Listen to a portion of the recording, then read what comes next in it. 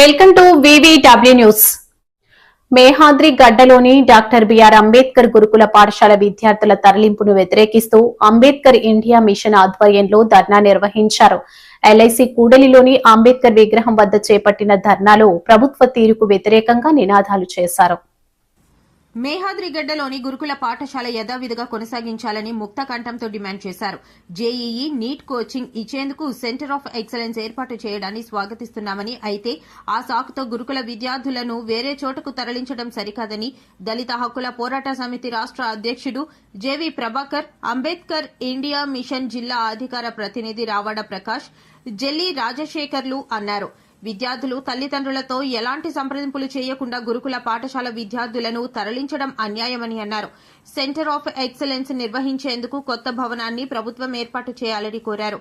ఇక్కడ విద్యార్థులను వేరే గురుకులాలకు తరలించడం వల్ల పిల్లలు తీవ్ర ఇబ్బందులకు గురవుతున్నారని విద్యార్థుల తల్లిదండ్రులు ఆందోళన వ్యక్తం చేశారు. వేరే గురుకులాలకు తరలించిన పిల్లలను తిరిగి తీసుకురావాలని కోరారు.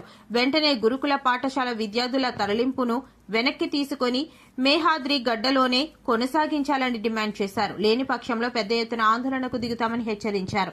నిరసనలో వివిధ దళిత సంఘాల ప్రతినిధులు సుధాకర్, అప్పారావు, భోగేష్ తదితరులు పాల్గొన్నారు. దళిత సంఘాలన్నీ కూడా దీనికి మద్దతు తెలియజేస్తున్నాయి. చంద్రబాబు నాయుడు గారు అధికారంలోకి రాగానే మేము అందరం కోరింది ఏంటంటే దళిత సంఘాల ఐక్యవేదిక తరఫున వెళ్ళి మాట్లాడితే ఆయన ఏం చెప్పామంటే ఇప్పుడున్నటువంటి సోషల్ వెల్ఫేర్ హాస్టల్స్ అన్నింటినీ కూడా గురుకుల పాఠశాలలుగా మార్చమని మేము రిక్వెస్ట్ చేశాం. ఆయన అదంతలో పనిలే మేము చేసేస్తాం, పెద్ద కష్టమైన పని ఏం కాదు, ఇప్పుడున్న హాస్టల్ని మార్చారు కదా, రెసిడెన్సీ కింద residential schools, all social welfare హాస్టల్స్ని రెసిడెన్షియల్ స్కూల్స్ కింద మార్చి నైపుణ్యం కలిగినటువంటి విద్యను అందించండి అని చెప్పేసి ఆయన కోరడం జరిగింది. ఎందుకంటే ఆయన ఎప్పుడు హైటెక్ అని, ఆటెక్ అని, ఈటెక్ అని ఏదో చెప్తూ ఉంటారు. హైటెక్ కావాలంటే నైపుణ్యం కావాలి, నైపుణ్యం కలిగినటువంటి విద్య కావాలా. నైపుణ్యం కలిగినటువంటి విద్యకి మమ్మల్ని దూరం చేసిన తర్వాత ఈ విద్యార్థులకు ఉపాధి ఎలా దొరుకుతుందని చెప్పేసి ఆయన చెప్పాలా.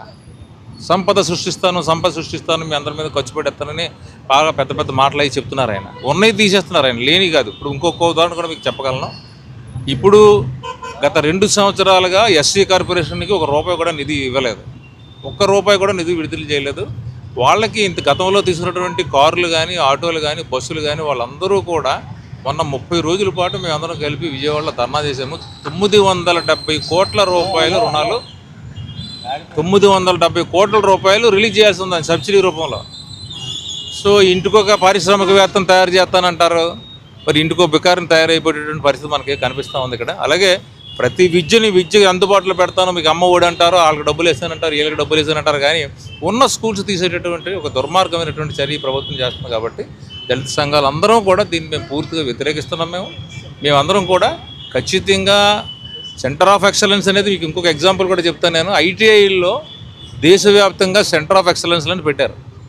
కరెక్ట్గా 8 సంవత్సరాల తర్వాత సెంటర్ ఆఫ్ ఎక్సలెన్స్లన్నీ మూసేశారు. ఇప్పుడు పెర్మనెంట్ బిల్డింగ్లు కట్టకుండా, పెర్మనెంట్గా దాని గురించి ఇన్ఫ్రాస్ట్రక్చర్ అది ఏర్పాటు చేయకుండా ఈయన ఎన్నాళ్ళు నడుపుతారో కూడా మరి మాకు తెలియదు, కానీ ఉన్న స్కూల్స్ మాత్రం తీసేటటువంటి ఒక కార్యక్రమం చేస్తున్నారు. కాబట్టి మేము తప్పనిసరిగా దీన్ని వ్యతిరేకిస్తాం. ఏం లేదంటే ఇతర దళిత సంఘాలన్నింటినీ ఐక్యంగా దీనికోసం మేము పోరాడి ఆ జీవోని మళ్ళీ రద్దు చేసేదాకా మేము పోరాటం కొనసాగిస్తామని చెప్పేసి మీ అందరికీ తెలియదు. అందరికీ జై భీమ్ అండి. నా పేరు రాజశేఖర్ జల్లి.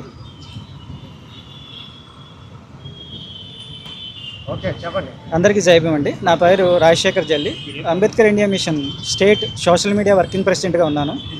ఈరోజు ఈ కార్యక్రమం మనం అంబేద్కర్ ఇండియా మిషన్ ఆధ్వర్యంలో చేస్తున్నాం. ఎందుకంటే మేఘాద్రిగడ్డలో ఉన్నటువంటి గురుకుల పాఠశాలలో ఇంచుమించు 600 మంది బాలికలు ఉన్న గురుకుల పాఠశాలని సెంటర్ ఆఫ్ ఎక్సలెన్స్ పేరుతో ఎత్తేయడాన్ని మేము నిరసిస్తున్నాము.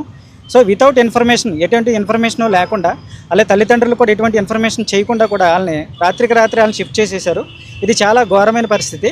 సో మీరు ఎక్సలెన్స్ సెంటర్ పెట్టాలనుకుంటే వేరే చోట పెట్టుకోండి, వేరే బిల్డింగ్లో పెట్టుకోండి. అంతేగాని ఉన్న స్టేట్ వైడ్ ఉన్న గురుకుల పాఠశాల 3 పాఠశాలని తీసేయడం అనేది ఇది దళితులకి విద్యను, నాణ్యమైన విద్యను దూరం చేయడమే. మేమందరం కూడా అదే గురుకుల పాఠశాలలో చదువుకుని ఈరోజు ఈ పరిస్థితిలో ఉన్నాము. అటువంటి పాఠశాలలు మాలాంటి దళిత విద్యార్థులకు ఎంత ఉపయోగపడతాయో, ఎంత మేలు చేస్తాయో మాకు తెలుసు. సో అలాంటి పాఠశాలను మీరు మూసివేసి సెంటర్ ఆఫ్ ఎక్సలెన్స్ అని అవని ఇవని చెప్పేసి దళితులకు విద్యను దూరం చేయడం ఇది చాలా బాధాకరమైన విషయం. ఇది మేము రాష్ట్ర వ్యాప్తంగా కూడా మేము దీని మీద మీరు ఈ జీవో ఉపసంహరించుకోకపోతే కనుక రాష్ట్ర వ్యాప్త ఉద్యమం చేస్తామని తెలియజేస్తున్నాను. జై భీమ్.